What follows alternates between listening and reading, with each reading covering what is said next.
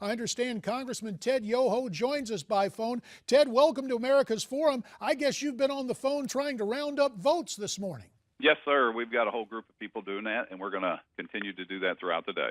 Ted, in the 2 minutes that remains right now, actually 1 minute, give me an update.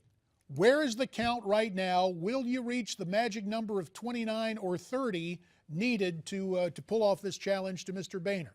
We had two new people this morning, patriots, willing to stand up and represent the people that sent them here. And so the count is up to 13. The momentum is growing. We just got a message from somebody that got over 1,000 calls from their constituents, and this is what we need to vote against Mr. Boehner. 1,000 calls in one morning to vote against Mr. Boehner. The American people expect a new day in American politics, and it starts with changing the status quo. Well, Ted, what I'm going to ask is that we want to keep your phone line tied up for the next few minutes. We want to hold you over and talk to you more about your reasons for the challenge and what you are hearing from your colleagues. That is Congressman Ted Yoho of Florida. He will remain with us. We will talk to him about the whys and wherefores of this challenge to the Speaker and why he believes this conservative challenge might work. Right now, we'll step aside for a Newsmax Now update.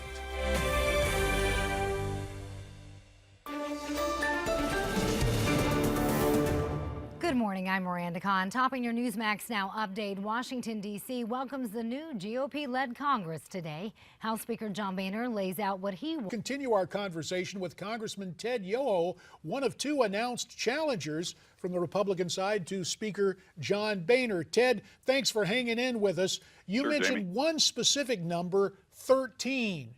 But you seem to project that this number will grow before the new Congress is gavelled in this afternoon. Why are you so confident of that? Because for the last 2 years, we've heard the grumbling and the discontent with current leadership and the current speaker. We hear it over and over again, and people's biggest objection of not voting against Mr. Boehner is there's no alternative. We've thrown our name in the hat, as Mr. Gohmert has, as an alternative, so that people don't have that as an excuse, and they really want change. But I think so many people are unwilling to buck the system or go against the status quo.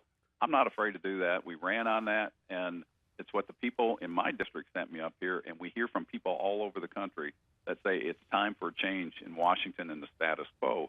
And I work for the American people, and not for the Wall Street. I don't work for the speaker.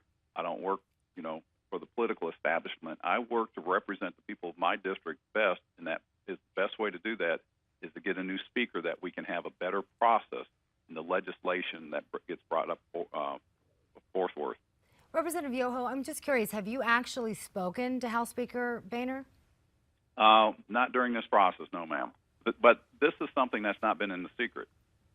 We've had meetings for the last probably 9 months. Leadership has known about these meetings. It's been in the news on and off, and they just kind of blew it away. It's not a viable threat. I wouldn't be doing this if the other members didn't want this done, and so we'll see how this turns out. Got about 30 seconds left with you, Ted. Then we'll let you get back to working the phones. But let me just ask you this question: if it's been, quote, in the works for 9 months, why the 11th hour challenge over the weekend? Didn't you need more time to get this together? No, I think our strategy is working out just the way we intended it to be, and I think you'll see the positive results. All right, we'll see what happens as the new Congress is gavelled in at noon. Ted Yoho, Congressman from Florida, we thank you very much for your time.